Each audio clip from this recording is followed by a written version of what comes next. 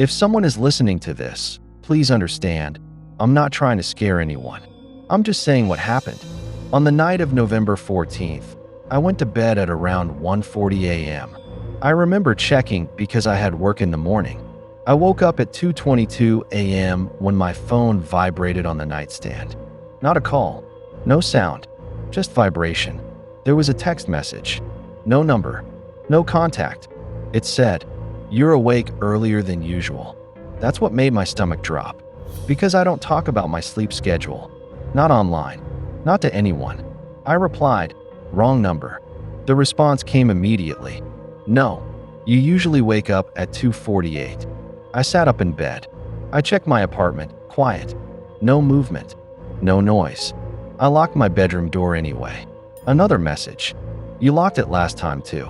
That's when I tried calling 911. The call wouldn't go through. Before I could try again, another text arrived. "If you leave the room, it will be faster." I didn't respond. I stood still on my bed, listening. That's when I heard the sound. Bare feet. Slow. Coming from the hallway. I stayed quiet for what felt like forever. Then my phone vibrated again. "You're holding your breath." I wasn't aware I was. I started breathing loudly on purpose, hoping whoever it was could hear me and panic. Instead, the footsteps stopped. Right outside my door. Something pressed gently against it. Not pushing, just resting there. My phone vibrated again. "Please don't make this loud." I screamed. The pressure disappeared. I unlocked the door and ran. That was my mistake. The next clear memory I have is standing in my kitchen. Morning light through the window. I was calm. Too calm. My phone was on the counter. No messages. No call log. No recording. I convinced myself I had dissociated. That it was a stress response. Then I noticed the smell. Bleach. Coming from my bedroom. I walked back slowly. The door was off its hinges. Inside, the wall behind the door had been scrubbed so hard the paint was peeling. There was dried blood on the carpet. Not a lot. Enough. That's when I heard voices outside. Police. They came in through the front door. I tried to speak to them. They didn't react. One officer said, "We've got signs of cleanup." Someone knew what they were doing. Another asked, "Where's the victim?" No one answered. I looked down at my hands. They weren't reflecting light correctly. That's when I saw her, sitting on my bed, alive, using my phone. One of the officers froze. "Is that her?" he asked. The woman looked up, looked through me, and typed something. I felt the vibration in my chest instead of my pocket. The message read, "This one noticed." The officer suddenly shivered. "I just felt something," he said. The other shook his head. "Probably nothing." They left shortly after. They listed me as missing. This is the end of my statement. If this recording exists, it means someone is using my phone.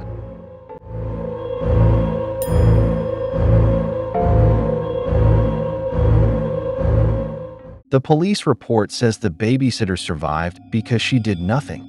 If she had followed instructions, if she had gone upstairs, if she had listened to the voice on the phone, this story would have ended very differently.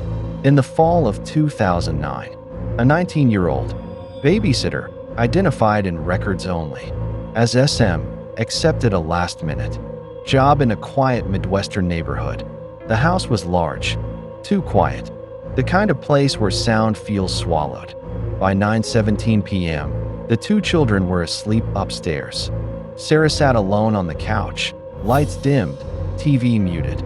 She had that uncomfortable feeling you get when you realize how far you are from help. That's when her phone rang. Unknown number. She answered. Silence. Then, breathing. Slow. Intentional. Close to the phone. She said hello twice. No response. The line went dead. She told herself it was nothing. But her heart didn't slow down. The phone rang again. Same number. She answered. A man whispered, "Why haven't you checked on them yet?" Her stomach dropped. She laughed nervously and said she would call the police. The man chuckled, then said something she never told anyone. "You lock the front door every time, but you forget the upstairs window." Sarah hung up.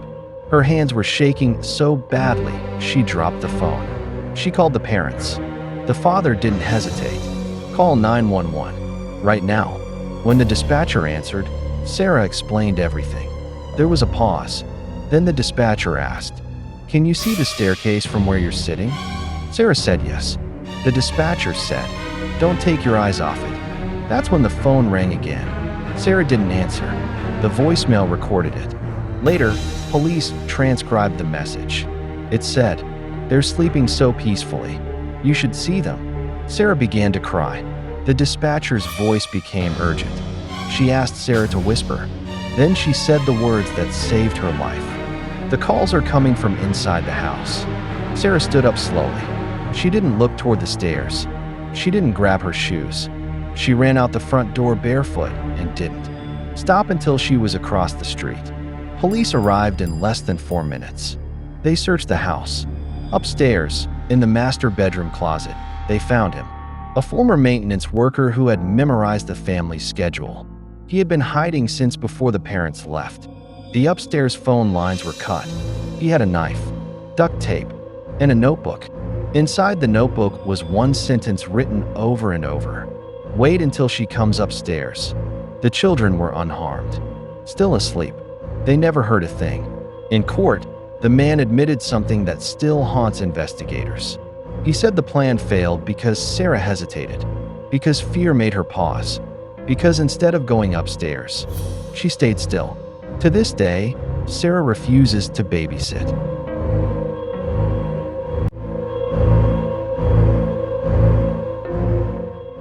I didn't realize I was dead until they started talking about me like I wasn't there. My name was Lila. I was 26. The night I died, I remember thinking I should text my mom. I never got the chance. The first hit didn't hurt the way I expected. It felt distant, like it happened to someone else. I fell. The floor was cold. My face was wet. At first, I thought it was rain. Then I smelled metal. I heard his footsteps walking away.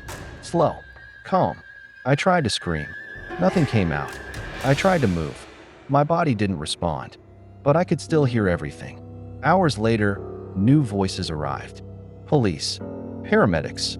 One of them said, "She's gone." I wanted to say no. I'm still here. But my mouth wouldn't open. When they rolled my body over, my eyes were open. A nurse whispered, "Why does it feel like she's still looking at us?" Because I was. My case was never solved. But my killer tells people he can't sleep anymore. He says every night, when the room is dark, he feels someone watching him from the corner. He's right. Because the last thing I learned before I died was this. Some victims don't move on. They stay, and they wait, until the person who killed them finally looks back.